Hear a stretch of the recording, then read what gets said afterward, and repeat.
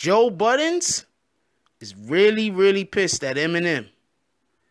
It's kind of like he feels Eminem gave him a bowl of tomato soup and then handed him a fork to eat it with.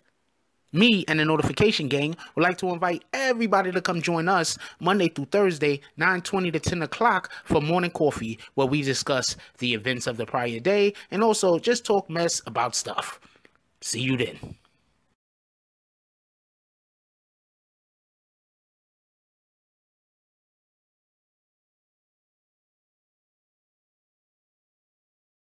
BBN, Jack Frost. What's up, party people? Alright, so yeah. So after listening to the Joe Budden's podcast, I came to a couple of different conclusions. And me just knowing just a little bit of hip hop history, I could say that there are a lot of things that Joe said that he was not lying about, that he was not inaccurate in any way. And he absolutely explained or told not just his side of the story, but the actual story. Once again, so we can be clear, one of the main reasons why Joe Budden is pissed, or why he's disenchanted, or why he's upset, or why he's, angry with Eminem is because, okay, I'll explain it like this. Joe Budden used Meek Mills. And, Meek Mills, Wale, and,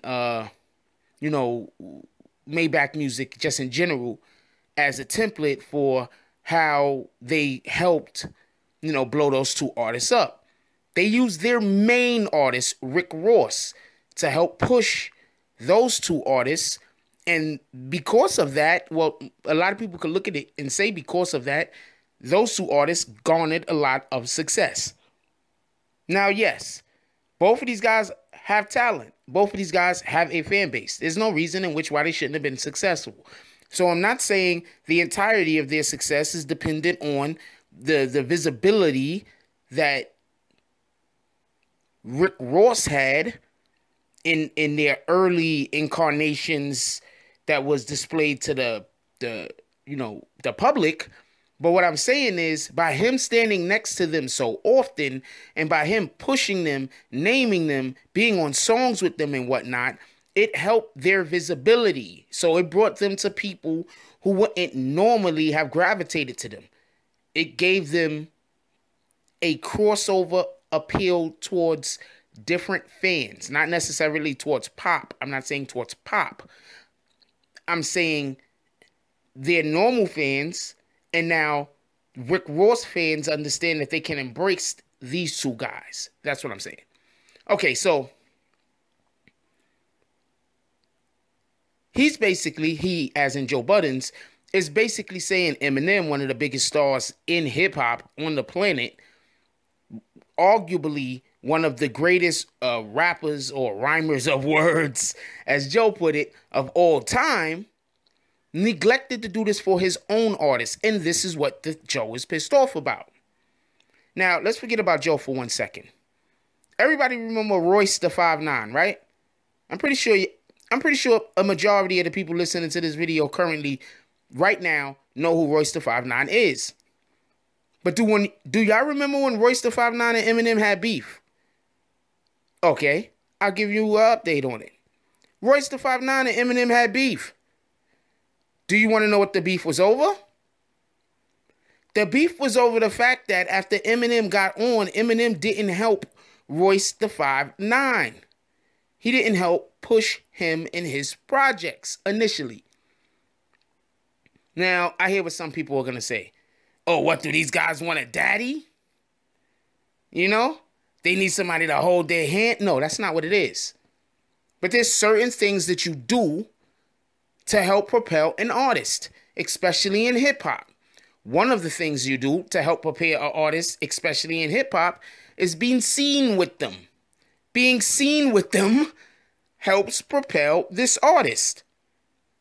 For everybody old enough to remember the 90s, remember when Jay-Z made sure all of his artists were constantly seen with him. Remember that? Rock Nation, Rockefeller family, that became a mantra. It was so much of a mantra for their whole entire team that all of their names became synonymous with Rockefeller. Beanie Siegel, Rockefeller. Jay-Z, Rockefeller. Meek Mills, Rockefeller. When Millie came out, I think that was her name, Rockefeller. You understand? What did Jay-Z do also? Make sure that he did songs with them, so people understood the Rockefeller brand. It's called marketing. So Royce da 5'9" and Eminem had beef because Eminem wasn't using his brand to help push their brand or to help him with his brand. This is what you do in entertainment. This is what you do. So when Joe Budden says that they had songs they was doing and they never saw Eminem, right? They needed to go on tours, but Eminem don't tour, so therefore they were never able to go on tours with Eminem. Both of these things is harming the growth of the brand of Slaughterhouse. I remember the first time I heard the first album of Slaughterhouse, the first album of Slaughterhouse I had. I remember that. I bumped that. And I'm one of the people that when I hear some dope shit, I bump that. Like, I bump it. Like, that's it. I'm not really listening to nothing else. I listened to the first album I had of Slaughterhouse, the first couple of songs I listened to that shit incessantly. That was the only thing I was listening to. They were good. They were better than good. They could have easily have grabbed the hip-hop culture by the stranglehold. Easily. All of those artists were phenomenal. All of them. Joel's, Crooked Eye, phenomenal. Joe, phenomenal. There's a fourth guy. He was pretty good too. His name just escapes me at the moment. But these guys were great. They were good artists. But what happened? They didn't get a push. Now, let me just talk about one more thing. You want to know why LL Cool J has a beef with Jay-Z, or why LL Cool J had a beef with Jay-Z? I don't know if they're cool right now currently. But why they had a beef? You want to know why? Remember after Ether dropped and Jay-Z decided that he was going to take a little break? Ether dropped, I think Jay-Z dropped like one more album, and then he said, you know what, I'm going to take a break from hip-hop. Peace. Y'all remember that? He decided that he was going to become the president of Def Jam. This was around the same time that Rihanna and Kanye West was dropping. It's around the same time Rihanna and Kanye West was coming out. Y'all remember? Anyway, LL Cool J had an album come out around that time also. LL Cool J's album that came out had some bangers on it. Some bangers. I think one of them actually was like Headbangers. I think that's actually one of the songs from the damn album. Headbangers. Look it up. LL Cool J had some bangers come out. But Def Jam did not push his project. Def Jam didn't put the monies into his project that it needed in order for his project to do well. So what does that say? That say, even if you're an established artist, and we have to agree that in the early 2000s, LL Cool J was a known commodity. So basically, even if you are an established artist, you still need the record label and your managers to give you a push. So taking that into consideration, right? And taking into consideration that as dope as these guys was, not everybody knew of them. Not everybody knew of these guys. Not everybody knew of Crooked Eye. Headsprung, that's the name of the song. Not everybody knew about Crooked Eye. Not everybody knew about, people knew about Joe Budden's, but they wasn't really, not everybody was jacking Joe Budden's.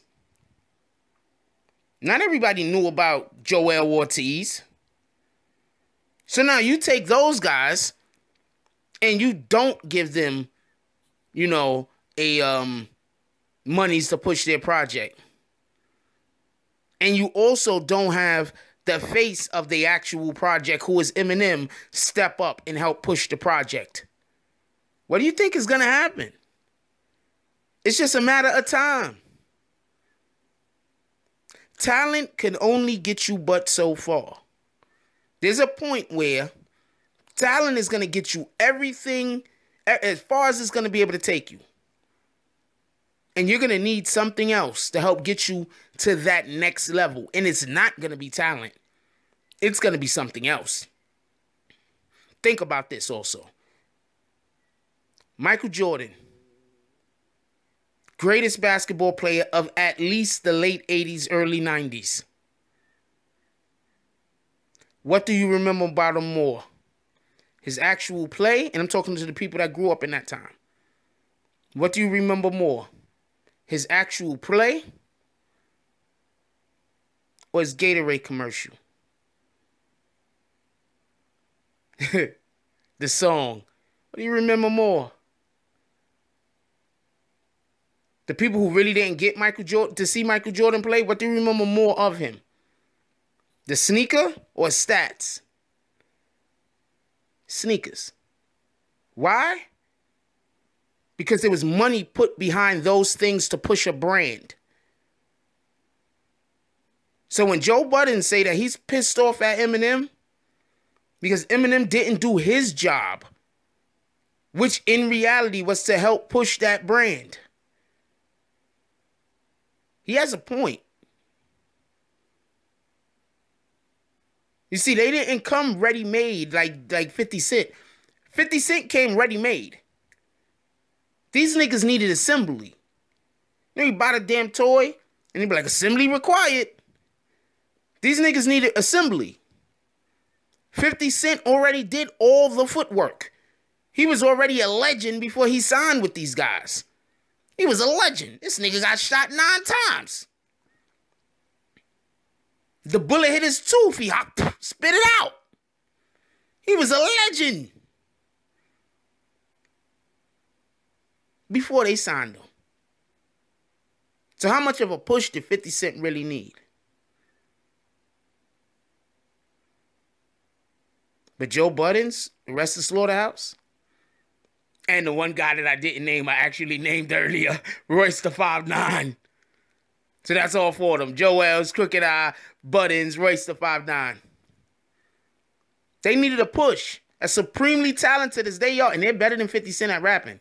Let's not get this confused. At rapping, they're better than 50 Cent. But people don't only buy skill. People buy image. You know? The beauty is going to make people turn around and take notice.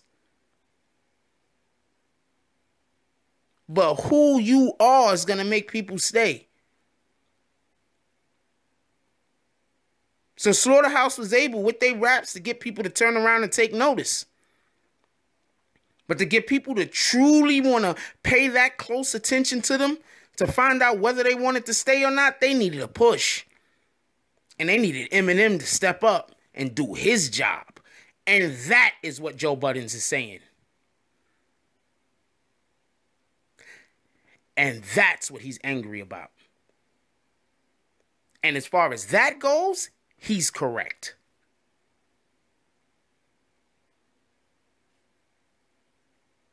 Let me know what y'all guys think about it. Let me know if y'all guys think that the Eminem should have or should have not tried to push his project. Because don't forget, this was his project. If you see the pictures of them, Eminem standing front and center. And we're not even going to talk about how... I'm not even getting into all the rest of the stuff behind the scenes that pissed off Joe. Because there was a lot of things behind the scenes. Maybe in a different video. Because this is take too long to talk about that and add that on here. Maybe in a different video. But think about it. If you had a kid, would you just throw your kid out into the world? Or would you not only teach your kid how to live, but let people know, yo, this is mine over here. This is my kid. You respect my kid like you respect me. Because Slaughterhouse, not the men, obviously, because the men are their own man. But Slaughterhouse, the idea and the concept, that was his baby. He didn't take care of it. Like, comment, subscribe. Join the notification gang. Hashtag Bronx Bombers. Let's get it. I love y'all. Take care of each other. Hug the kids for me. I haven't forgotten about you. And that's all I got on this one. I'm out. If you like this video, please hit the like and subscribe button. If you would like to help dictate the direction that this channel takes, please leave a comment. All comments are appreciated, whether positive or negative. Thank you very much and enjoy your day. And remember, positive thoughts cause for positive things to happen. Let's get it.